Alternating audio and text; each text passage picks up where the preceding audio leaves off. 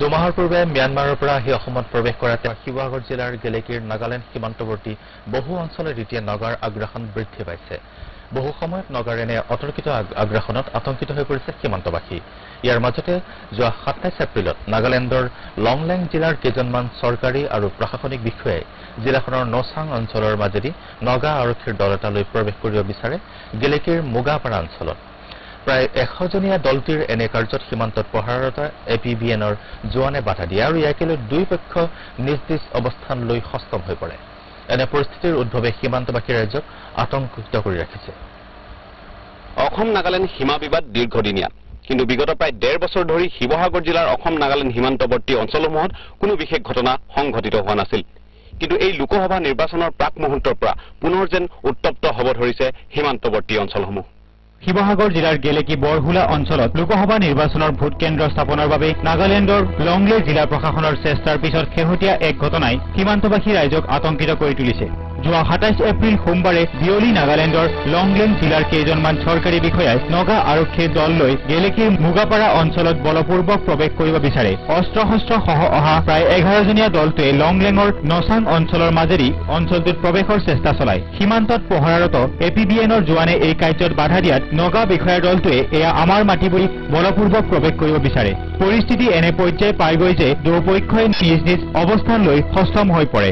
কালি নগাৰ মানে আহিছিলে মানে আমাৰ মাটি বুলি কৈ তেহেঁতি দম দি মানে জোৰ জবস্তি সোমাবলৈ আহিছিলে। তো আমাৰ ডিউটি পাই ইয়াত প্ৰটেকশ্যন দিছো।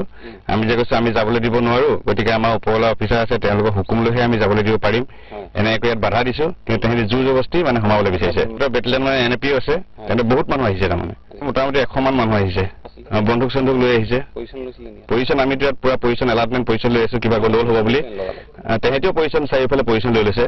তাৰ আমাৰ এইপিনে আছাম পুলিচে পজিশ্যন লৈ আছো, তেহেঁতিও সেইফালে পজিশ্যন লৈ আছে।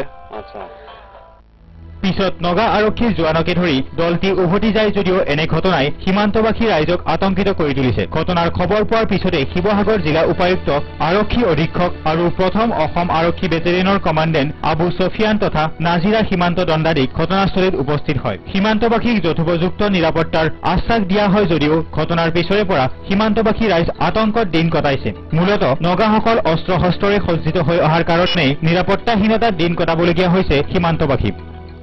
গণগুৰুটো শুনাটো শুনিছো, গণগুৰু মানে সিহঁতে কিহৰ কাৰণে আহিছিলে, ভয়তো খাবই লাগিব নগা বুলি ক'লে। এতিয়া আমাৰ গোটত একো নাথাকে, সিহঁতকতো দা থাকিব, জাঠি থাকিব, অসমৰ বন্ধুক থাকিব, সেইটো কাৰণে আমাৰ গোট এখন দাও থাকিবলৈ নিদিয়ে, সেইটো কাৰণে ভয় লাগিবই। লাইট দিনবিতে লাইট এটাও নাই পোৱা আজিলৈকে।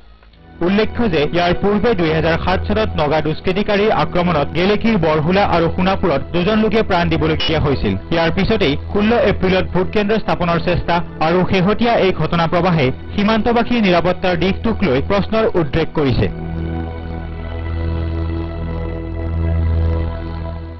চৰকাৰ আৰু প্ৰশাসনে যথোপযুক্ত নিৰাপত্তা ব্যৱস্থা গ্ৰহণ কৰিছে, কিন্তু আশ্বস্ত হ'ব পৰা নাই সীমান্তবাসীৰ ৰাইজ। এই দীৰ্ঘদিনীয়া সমস্যাটোক লৈ অসম চৰকাৰ আৰু নাগালেণ্ড চৰকাৰে আগন্তুক দিনসমূহত কেনে পদক্ষেপ গ্ৰহণ কৰে আৰু এই সীমা সমস্যাটো নিষ্পত্তি কৰাৰ ক্ষেত্ৰত অসম তথা নাগালেণ্ডৰ জাতীয় সংগঠনসমূহৰ ভূমিকা কেনেধৰণৰ হয় সেয়া লক্ষণীয় হৈ পৰিছে। কিন্তু এই দীৰ্ঘদিনীয়া সমস্যাটোৰ সমাধান বিচাৰিছে সীমান্তবাসী ৰাইজে। কেমেৰামেন চান্তু দাসৰ সৈতে নাগালেণ্ড সীমান্তৰ মুগাপাৰা অঞ্চলৰ পৰা Rajdeep Bailung Baruah, north east television.